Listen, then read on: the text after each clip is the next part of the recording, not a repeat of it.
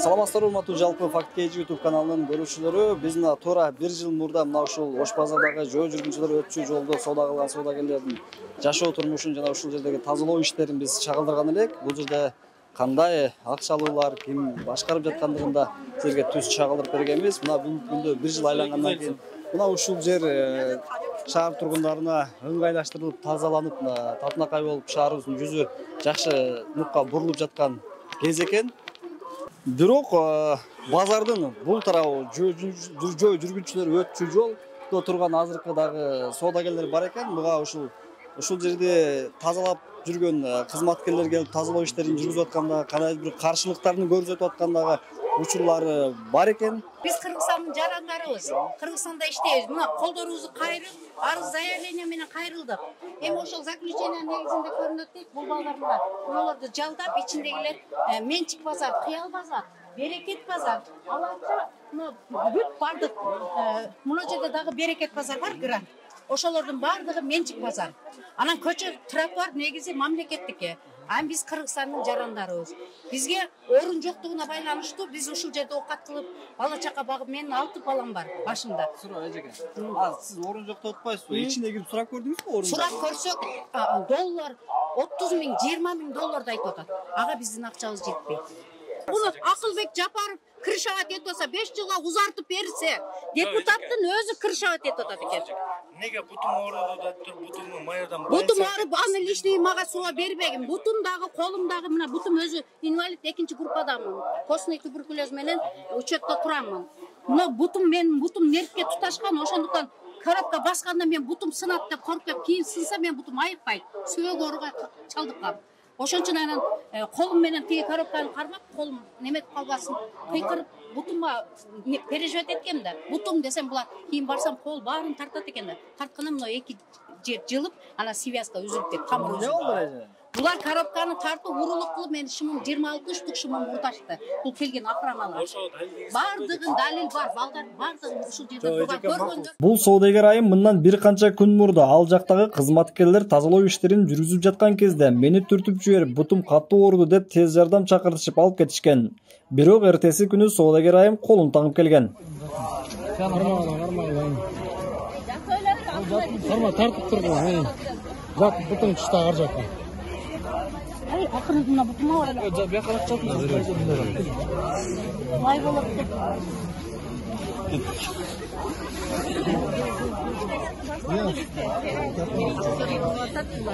Борт номерин жазсаңыз, что пустош керек. Жакшылыгы бар.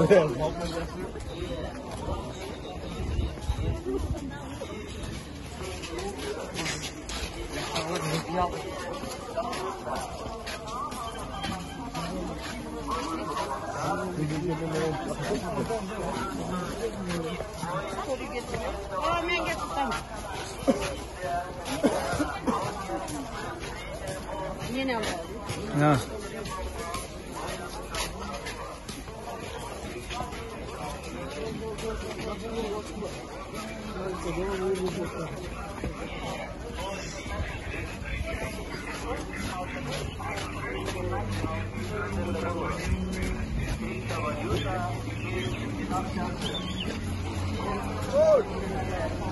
Öldürüp dese de kete. Oşun için gelip beni öldürmekçi bolupsыңар да.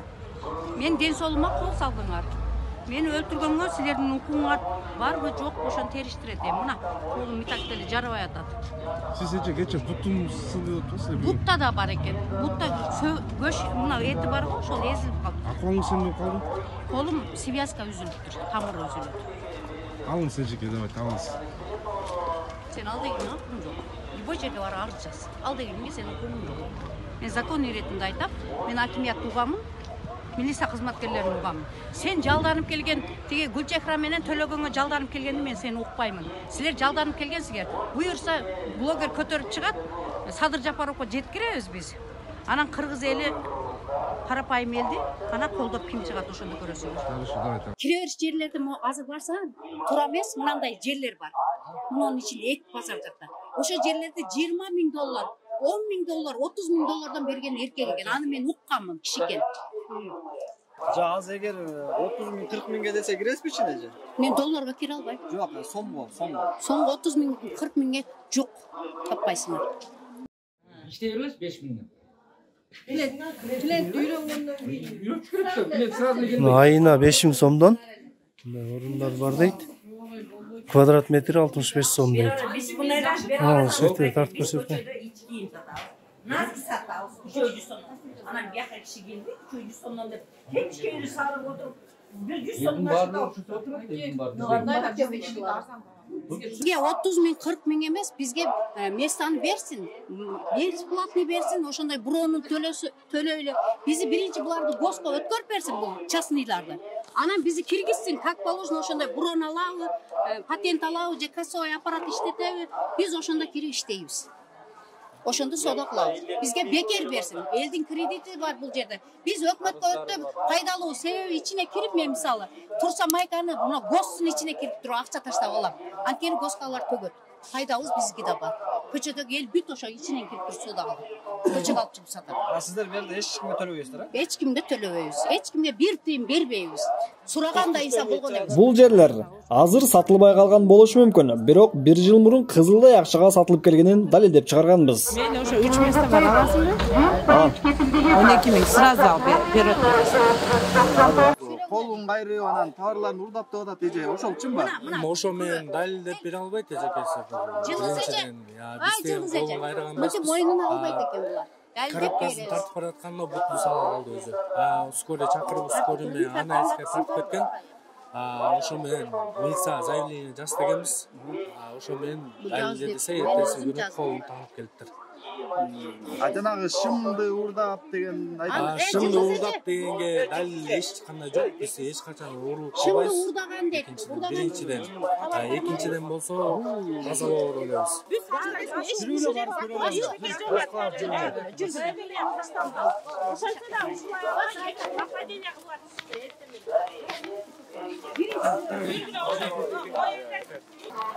Иши болуп атпайбы эже? Кандай болот? İçi bolgondan Сиздер байка, дұрыс тұр. Сіздерден келдік, журналистің атынан тұрған. Ежелер айтып отыр, бұл жерге 20 миллион төлейді деп. Қанша төлейсіздер? Бұл жерге 6 мың төлейді. Içine рахмет көрсетейін ба? Жүріңіз рахмет. Рахмет көрсөтөсүң. Саконе. İçi өзү частныйда. Частныйдын документи бар да?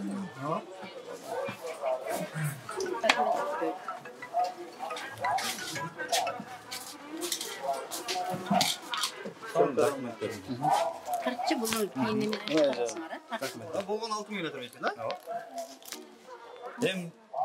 Мен деле суранга бар да. Бул жак ким болот ошондо? Бул жак жана стихи торговля, тротуарда соода. Стихи торговля, ал жак вообще болбойт турат жол жакта. Эми ал жакта башына биз Ана соода мына кылып жерге жүргөнбүз. туруп алсам мынага ичине Россияда иштедик, Казакстанда иштедик, иштетишпеди. Өзүбүздүн жерибизге келдик, өзүбүздүн элибизге келдик. Бияқта эметдик, тургузбады, макул дедик. Бул жака келдик, айла жок нерселерди сатып алдык. Жолго турбайлы дедик, мейли. Бул жака келсек эми бул жактагы жолдогулар келип биздин тынчыбызды алып атат. Местаны канчага сатып алдыңыздар? Месаны биз убагында мурун канчага? 119 ушуна сатып алдык. Сом менен, Айла жок, биз деле жолго турбайлы дедик. Койгула жолго турайыр, биз деле тажаганбыз. Айла жок келип, бул жактан месте алдык. Тынчыраак соода кылайлы деп. Келсек эми жолдогулар биздин тынчыбызды алып атат. 50 euro болгон маны төлөчү. Биз мисалы Кыргызстан гражданы турабы? Россияда иштетпеди, Казакстанда иштетпеди, турабы? Эми бул жака келип иштегенибизде мүмкүнчүлүгүбүз бар да, турабы? Тынчыраак иштейли деп атабыз. Эми бизге келип алып стихини торговля тагып бияктап келип алып бизге катаңдашып атышат. Алар деле келсин, место сатып алышсын, иштешсин, турабы? Бар толтура, келип иштеш алышсын да. Алар анткени албайт, алар бекер нерсе көнүп калган. Турабы? Биз деле тиричилик кылышыбыз керек. Биз ишине кирели десек, место жок, местолар кымбат. Место толтура, кымбат деген жок. Место толтура, ичине кирсе место толтура. Толтура ачык мына жерде Нурбек базарынын ичи кийим сатса, ичинде ачык бар. Базардын ичинде толтура место бар. Алар место төлөгүсү келбейт. 1 сом төлөбөйт. Сиздер канча төлөйсүздөр? Биз эми, например, 15 миң мындай оптом эсептегенде 15 миңден төлөйбүз местоларга. 15 миңден, 18 миңден бар төлөйбүз. Алар төлөгүсү келбейт, алар патент алгысы келбейт. Орындарды биринчи алганда канча алдыңыздар? Биринчи алганда ошо место катары алганбыз, ар бирибиз эле. 15 миңден алгансыз. Жок, анда арзаныраак болчу ал убакта. Анан бираз көтөрүлүп атып, ошо место көтөрүлдү да бираз-бирастан. Ошо көтөрүлгөн местаны деле нормально төлөй албай атабыз, нормально. Атак доллар менен деген бизде жок. Келсе базардын көп жери ачык, мына жерде көп бош бар. Ар бир эмеден 10 место жөндөп табылат. 100 сом, 50 сом. Сиз так буякта содагансызбы? Ооба, мен де ушакка содагам ичинде. 15 жылдан бери содагам. Бул жакта канча төлөйсүз? Биз деген ошо 18 миңге чейин төлөйбүз место айына. Айына. Айына. Кимге төлөйсүз? Администраторго төлөйбүз. Ооба. Место төлөйбүз, патент алабыз биз кадимки эле. Ал мына сетний торговлядагылар место төлөгүсү келбейт, патент алгысы келбейт. Мына мекка местолор бош эле турат. Өткөн деле бош местолорду көрсөтүп, көп эле местолор айтты. Нурбек базарынын ичи бар, тети өйдү жакта толтура базар, бош базарлар толтура. Местолор бар любой жерде. Азыркы кылгандан бери бираз-бираз өзгөрүп атат. 2-3 күндүн арасында бираз-бираз көтөрүлүп атат суудан. Эл күнжылганга бизге көтөрүлүп атат. А бирок сырттагы стихин торговля менен биз кармашканын кармашып эле келатабыз, бирок жыйынтык чыкпай келет да. Эми жыйынтык чыгарса. Эми ошол стихин торговляда мындай 5-6 аял бар экен да. Ошол аялдар эле ар бир тачкадан өзлөрү эле 100 сомдон алып чогултуп туруп, анан тачканы көбөйтүшкөн. Тачканын сырттарында ар бир бар ортодо ошол бир эле аялдын 10 тачкасын иштетет. Ошол аял чогултуп алат, аны кимге өткүзбейт. Азыр эми могу азыр жаңы аким шайланбадыбы? Ошол келгенден бери өзгөрүш бар да. Бир топ эле өзгөрүш бар. Анан кийин эми аны кандай ага кандай буттосот, аны биз биле албайбыз. Акимге деле буттосот. Булар общий аны арыз жазып эмеге тети жогору жакка чейин арыз жазып, эмнеден мушташып алып, туура эмес маалыматтарды берип, кыскасында өздөрү мусафир болуп калат. Ар биринин үйүн текшерсең, асабилер үйдө жашайт. Ошол аялдардын баары. Бизге караганда толтура сонун жашайт. Булар деген тачканы бир аял 10-15 тачка иштетет экен, бир эле аял. Бир аял. Анан эстетиңиз, биз бир место менен бир үй бүлө багабызбы? Алар бир эле аял 10 тачканы кадимки деле бронгулуп берип коюшат экен. Көчөдө жүргөндөрдүн баардыгын эле кээде эмес алар, бүттө байлар, үйлөрү бар 5-6дан. Нол жакта биздин местолордо место алып турушкан жана кандил дегендер. Анан ал местода туруп саткылары келбей, ал местолордун баарын арендаға бердиби же сатып иштиби билбейм. Беке турганга болбойт экен деп 2 метр местода созуп алганга болбойт. Эчтеке түшпөйт экен, алар көчөдө жүрүп көнүп калышкан. Ошо тачкаларга эң эркин сатып товарларды, арендаторлорду коюп, 10 чактуудан место тачкалар бар экен. Даже 20 чактуу дейт. Анан ошо жолдо жүрүшүп сатып көнүп калышкан. Элдерди коюп, акчада алып, өздөрү иштебей да калышты. Акчалы эле туратмыш, ошол жерде отурат. Арендаторлорду иштетип коет. Алар эң бай ошолор. Үйлөрү бар. Мурда ойлочу элек башаламан соода сатык кылгандардын баары эле жөнөкөй жарандар деп. Бирок 1 жыл мурдагы иликтөөбүздө биз дагы жаран катары барып соода кылып жаткан учурубузда бизди ал жерден кууп тургузбай коюшкан. Себеби ал жерлер ээленип калганын айтышкан. Бияктын местосы. Азыр хозяйка десе вообще жаман болосуң. Хозяйкаңыз ким эже? О, көрөсүң да. Келебиз хозяйкаңыз. Колунан бутунан кармагладан он яка парпышак да. Мына урматтуу көрүүчүлөр, ушул сыртта жөө өчүрдө соода кылган соодагерлер ичинде орун жок деди, биз азыр келдик. Мына эгер ушул жакта азык-түлүк сата турган, жер жемиш сата турган болсо, бул жакта орундар бар экен. Мына өзү көргөндөй булар бош турат экен. Анан бул жактагы бош экен. Биз азыр эми ошо кийим кечи саткандагы орундарга киребиз.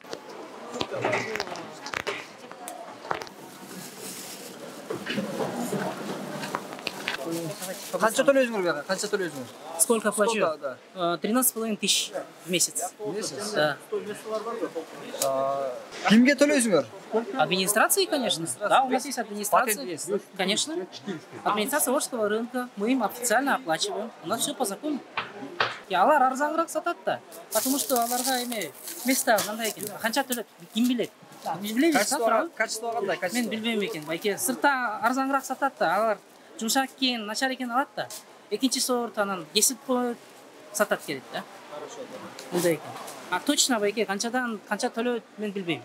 Мага айткан жок. Бирок сыртта торговля бар, стихийный торговля бар. Стихийный торговля бар экен, бирок проблема бизге конкретный да, потому что официальный жумуш бар экен. Официальный ларьки бар. Адамдар ичинде барбайт. Адамдар ичинде, потому что сыртта арзаныраак сатат. Сыртта билбейм, патент барбы жокпу, ким суратат, ким жооп берет. Ответ жоқ бізге, туралы. Азыр бизде бул аренда бул место бош да азырчы, чындыгыначы. Канча орун бар?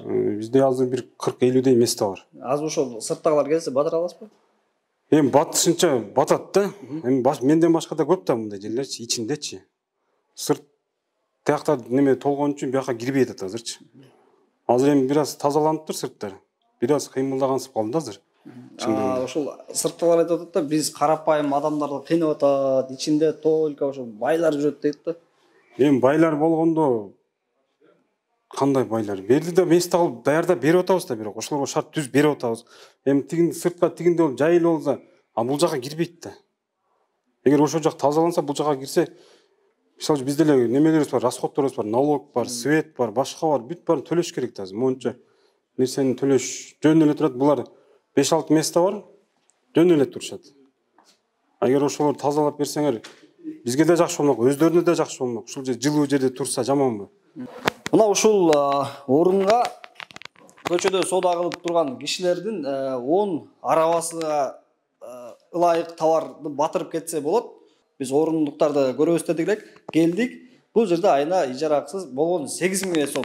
Ушуну 30 күнгө бөлсөк, күнүнө 266 гана сомдон төлөп отурат экен.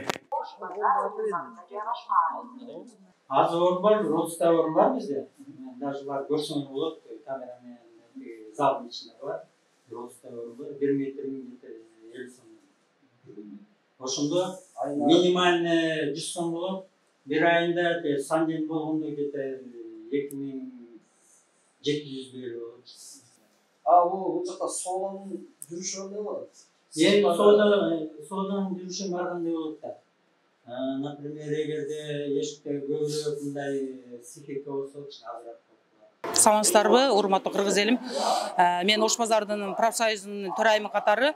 Көбүңүздөр эле уже жүзүмүздү таанып калдыңыздар. 1 жыл бою ушул пропком болгондон бери мыйзам чегинде мына башаламан соодаларды жою боюнча биз мыйзам чегинде кетейли, буларга сыртка деп арыздарды жазып, бул жагы Генеральный прокуратура, ал жагы болсо ГКМБ президентке чейин кайрылганбыз. Азыр акырын жана коррупционный системаларды түзүп алышкан да буларчы. Коррупционный система дегенде мурунку акиматтын кызматкерлерин, милициялардын кызматкерлерин баардыгын өзүнө кошуп алышкан. Көбүнчө берде Өзбекстандан келген жана 4 бир тууган Диларам Кадирова деген башында турчу. Аны менен кошо дагы бир 15 чакты аял бар, мафия болуп өздөрүнчө коррупционный системаны түзүп, стигин торговляны уюштуруп алышкан. Булар кандай кылышат? Буларга юридический жактан мурунку милициянын кызматкерлери, акиматтын кызматкерлери толугу менен үйрөтүп турушкан. Мындай кыласыңар, тигинтесиңер, өзүңөрдүн праваңарды заштать этесиңер деп, эч кандай мындай бөлөк жактан келип, бул жерде эч ким туруп соода кыла албайт, чужактарды киргизишпейт. Асты асарнияктарда жашашат. Аркасы болсо ошол маршрутный линияларга 10-дон, 15-тен, 20-дан маршруткаларды алып коюп коюшкан. Себеби сыртта соода 40 миңден 70 миңге чейин болот. Ал жерде бейбечара деген менен жамынышып, карапайым эл деп дерсин жамынышкандар. Булар бейбечара эмес. Ар бир лидер 30-дан 40-тан месталарды, тачкаларды коюшат дагы. Ага карапайым кыздарды алып келип иштетишет. Алардын акчасын деле жарып беришпейт буларчы. Кечиндеси сен монча төлөбөй калдың, мынча растрат болдуң, анан оны урдаттың деген жөөлөр менен тигилерди эзип жок кылуу эле. Бир олор болбогон акчага жалдап ошентишип карапайым элдин жамын алышканда. Ичкери киргиле деп булар менен канча акимдер менен сүйлөшүп месаларды көрсөттүбүз. Азыр болсо месаларга булар киришпейт да. Киргиси келбейт. Себеби ичкериде соодалар буларга караганда жайыраак болот. Жай эмес, башы эле азыр базарларды өзүңөр кыздырып чыктыңар. 60% эле иштеп калды, 40% көчөгө чыгып кетип калды. Себеби бул жерде 4 көчөнү көрүп атсыздар да. 50 миңден чогулганда 200 миң акча күндө түшүп турат болчу. Жерлерине берет булар. Анан крышабайт этишет. Тиги бири-бирине чалат. Акимдердин иштейин десе акимдерге дагы звонок кылып коюшат. Ушинтип бири-бирин басмырлап, бири-биринин буттозуп туруп жүрүшкөн. Качан ушул азыркы жаңы власть келгенден баштап мен ишенет элем. Жаңы келген власть келгенден кийин мен ушул жумушка келдим дагы.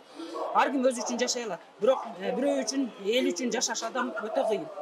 Себеби мен өзүм эле башымдан 1 жылдан бери канча жолу покушение албадым, канча жолу коркутуулар болбоду. Мен бул жерде замешанный акиматтын мурунку кызматкерлери бар, мурунку коомдун милициялары бар.